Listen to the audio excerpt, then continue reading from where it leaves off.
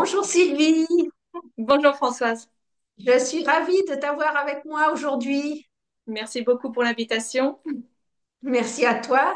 Alors, est-ce que tu peux donc brièvement te présenter, dire un petit peu ce que tu fais?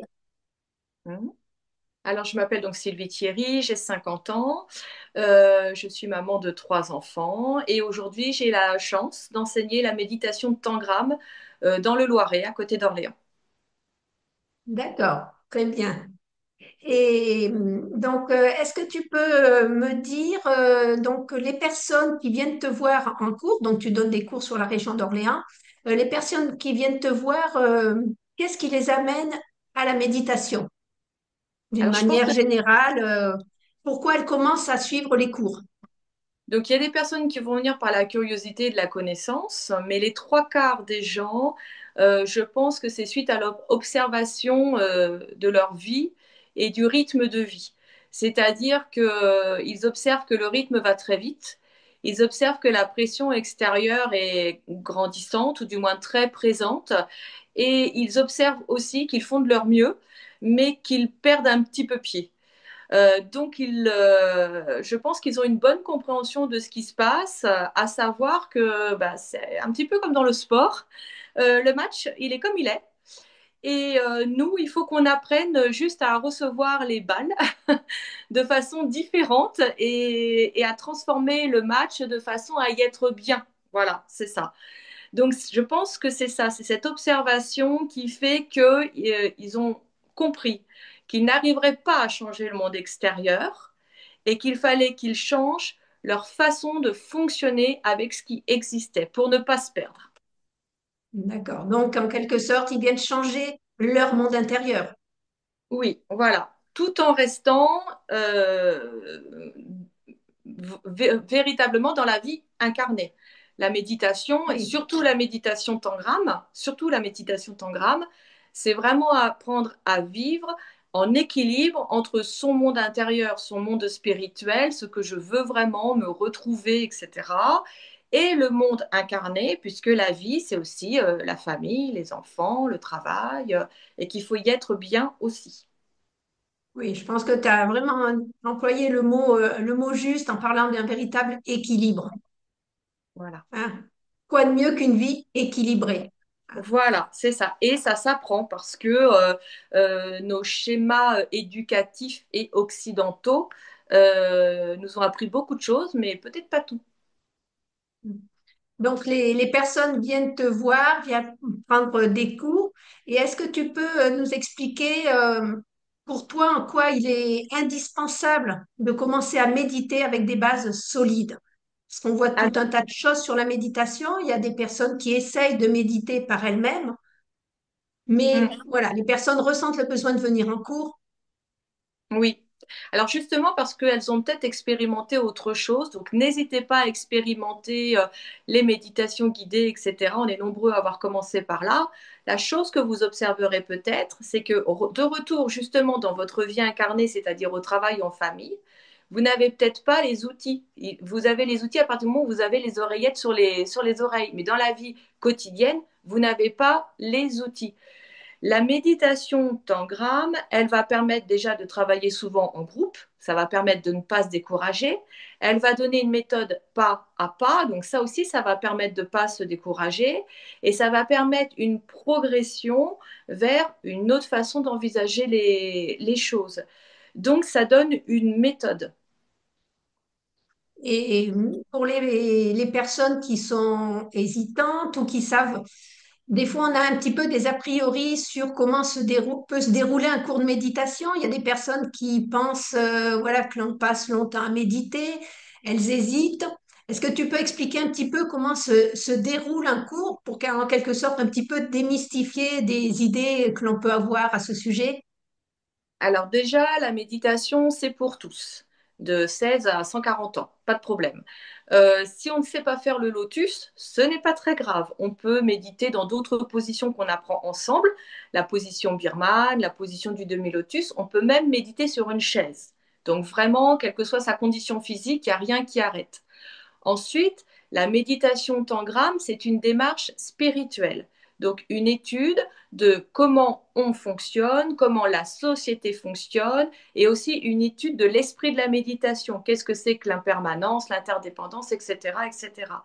Donc, c'est pour tous aussi d'un point de vue des religions. Peu importe les croyances que l'on a, on peut tout à fait les accorder avec l'apprentissage de la méditation. Donc, il n'y a pas de barrière de croyance, il n'y a pas de barrière de corps physique. Donc, vraiment, c'est pour tous. Et après, comment se passe un cours? Effectivement, on ne passe pas 1 heure à être assis en posture de méditation, bien que ce soit des méthodes qui existent et qui fonctionnent, mais pas très adaptées à nous, les Occidentaux qui avons vraiment besoin de comprendre les choses. Alors personnellement, puisque je pense que chaque coach organise ses cours aussi, suivant sa personnalité, dans mon cas, les cours durent 1 heure. La première demi-heure, c'est vraiment la pratique parce qu'elle est essentielle. Donc, on revoit la posture, on revoit la respiration et on voit aussi ce que l'on fait de son bavardage mental. Comment est-ce qu'on le traite? La seconde demi-heure, c'est l'esprit de la méditation. Alors, il va y avoir des choses qui vont vraiment tourner autour de l'esprit de la méditation, comme l'explication de l'impermanence, l'interdépendance et puis d'autres phénomènes. Mais la force de la méditation tangram, c'est que c'est aussi des explications psychologiques et sociologiques. Pourquoi je suis coincée dans le passé? Pourquoi je suis coincée dans le futur? Et comment la méthode, c'est ça qui fait sa force, la méthode, comment, par quelle méthode je peux apprendre, j'ai bien dit apprendre, à vivre au présent? Parce que ça s'apprend, tout simplement. Et puis l'étude de son ego, qu'est-ce que c'est? Comment il a été fabriqué? Comment il me prend la tête? Comment je peux le gérer différemment? Voilà, donc c'est pour ça qu'elle est très efficace parce qu'elle est ancrée dans la réalité et qu'elle donne des méthodes pour le quotidien. D'accord. Donc, Alors, et donc, il y a un détail aussi, donc, enfin un détail qui n'est pas un détail, mais les méditants, cette année, m'ont demandé de rajouter en fin de cours un SMS récapitulatif du cours, très court, mais pour qu'ils puissent repenser aux notions dans la semaine. Donc, je me suis exécutée, je l'ai fait, et je crois que c'est bien aussi qu'ils puissent relire ce dont on a parlé. oui, tout à fait. Donc, c'est vraiment quelque chose, voilà, les cours sont à la fois variés puisque tu abordes des thèmes différents à chaque fois et il y a toujours ce temps de pratique qui, effectivement, est indispensable parce que tout passe par la pratique. Oui. Voilà. Si on ne pratique pas, il n'y aura pas les résultats que l'on peut escompter de cette merveilleuse pratique, finalement. Voilà, il ne faut pas avoir peur de la pratique parce que on aiguille la personne, on l'étaye, et elle n'est pas seule dans sa pratique, même quand elle a fait chez elle. Oui. Et effectivement, je pense que se retrouver en groupe est vraiment essentiel pour avancer. On se sent soutenu, on fait vraiment partie de quelque chose. Ça nous aide à ne pas lâcher. Oui. Alors j'ai fait le choix d'avoir des petits groupes, c'est-à-dire des groupes de 10 personnes. Et il y a aussi des personnes qui prennent des cours particuliers, mais j'essaye de les emmener dès qu'elles le peuvent vers un cours collectif parce que je sais que ça va leur apporter. Voilà. Et pour les personnes à distance, on peut faire des groupes, des cours par WhatsApp. Ça, je le fais aussi en vidéo. Le principal, c'est d'apprendre la méditation. C'est vraiment un trésor. Voilà. Et la méditation, c'est effectivement pas un repli sur soi. Même si on va voir à l'intérieur, c'est absolument pas un repli sur soi. C'est pour ça que méditer en groupe, ça apporte également énormément. Oui, Je pense que tu es d'accord. Échange, partage et bienveillance, c'est trois mots que l'on retrouve dans l'esprit de la méditation. oui, oui, oui. Et on apprend même comment les emmener dans ce monde parce que ils peuvent retrouver leur place dans ce monde. D'accord. Bah, c'est un beau programme, hein. Et d'une manière générale, est-ce que tu peux me dire, donc bon, je te sens vraiment passionnée par ce que tu fais, et d'une manière générale, dans le monde où l'on vit actuellement, donc c'est un monde qui est en transformation continuelle, euh, en quoi la méditation est vraiment essentielle? Alors dans ce monde, bah, justement parce que le monde est en transformation, que ça va très vite et qu'il est tout à fait compréhensible parfois d'être perturbé par ce rythme. Et la méditation, elle permet comme d'avoir un monde intérieur alors qu'on est intégré dans l'extérieur. C'est-à-dire qu'on va apprendre à l'intérieur à calmer les choses, à relativiser, à prendre du recul, à ne voir que ce qui est, à sortir des suppositions, des illusions, alors qu'autour, ça tournoie, ça vit à son rythme. Donc ça va permettre vraiment une aisance dans ce monde qui, effectivement, est en transformation rapide et perpétuelle. Oui, on le dit, c'est la voie du changement. Oui, Donc, et quand on suit la voie du changement, ben, on suit je dirais, le cours du changement de la vie et du monde d'une manière générale. oui, oui. Comme ça, on est, Il s'agit pas du tout d'être déconnecté de ce qui se passe à l'extérieur. non, Mais bien il au s'agit contraire. d'être, voilà, il s'agit vraiment d'être capable de l'accueillir sans se perdre. Oui. Et la transmission, qu'est-ce que ça représente pour toi, cette Tout. transmission? Parce qu'on te sent, voilà, animé vraiment par une flamme intérieure et c'est magnifique, c'est beau à voir. Donc, voilà. La transmission, qu'est-ce que c'est pour toi? C'est tout. C'est tout. C'est un grand bonheur. Ça me remplit de joie. Quand j'aurai 98 ans, et même si c'est pour une seule personne, j'enseigne. Voilà. Alors pourquoi? Bah, parce que je l'ai vécu.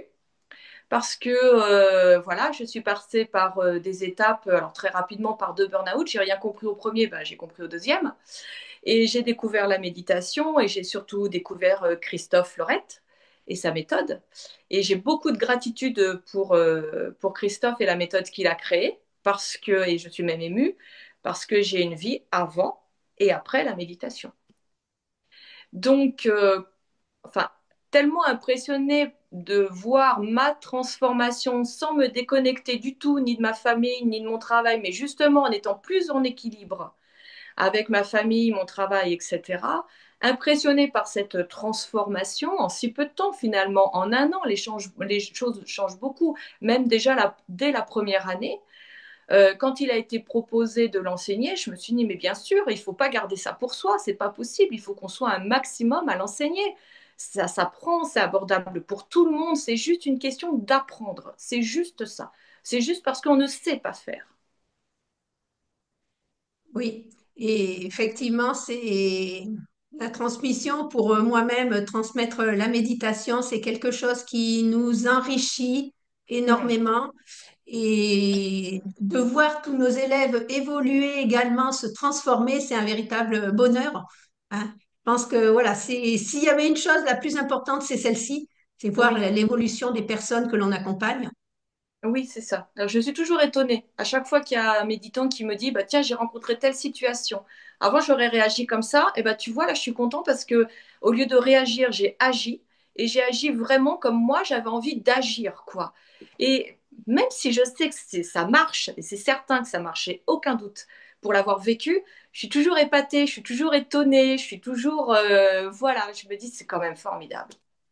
Oui.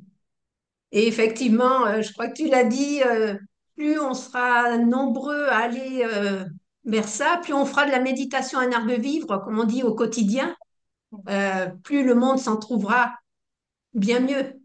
Ah oui, c'est sûr que à nous, ça nous rend tout de suite un service immédiat, c'est certain.